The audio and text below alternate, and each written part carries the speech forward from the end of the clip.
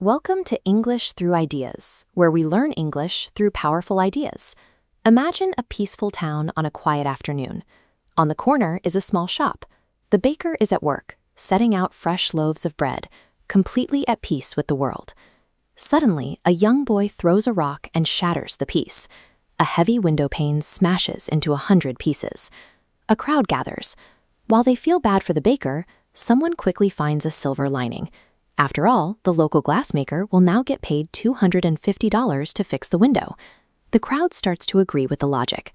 Once the baker hands over the money, the glassmaker will spend it at other shops, and those shopkeepers will spend it somewhere else. The crowd starts to think the boy who broke the window is actually a hero, helping the economy. But does destroying property actually create wealth? We turn to Henry Hazlitt's classic book, Economics in One Lesson, to see why this crowd has it completely backwards.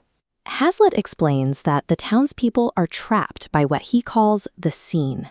As this glowing eye shows, they are only focusing on the transaction happening right in front of them. To understand the error, we have to look for what is currently invisible. Before that rock hit the glass, the baker had that same $250 saved for a specific purpose. He was planning to walk across town that very afternoon and buy a brand new suit. Look at how the diagram changes. Because the baker must replace the window, the tailor loses a sale. The job for the glassmaker wasn't created out of thin air, it was stolen directly from the tailor. The town is not richer. Before the rock was thrown, the baker was going to have a window and a new suit. Now he only has a window. Society has permanently lost a suit that will never be made. This logic stretches far beyond the town square. Henry Hazlitt observed these same patterns everywhere, dividing people into two specific categories: bad thinkers and good thinkers.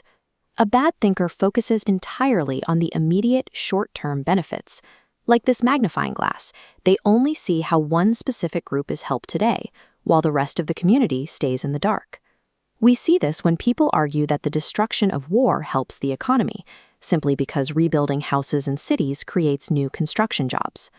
A good thinker, he zooms out. Watch as the magnifying glass pulls back to show the whole network. They look at the long-term results and how an action changes life for everyone, not just one group. This highlights the reality of secondary consequences. Focusing only on what we can physically see leads to choices that slowly drain wealth from everyone over time. Hazlitt's observation transitions naturally from global finance to our own daily habits, offering a way to make better life decisions. Think about choosing to eat candy. In that moment, we act like the bad thinker. We focus on the immediate, highly visible reward. The sugar tastes good right now. We choose to ignore the invisible consequences.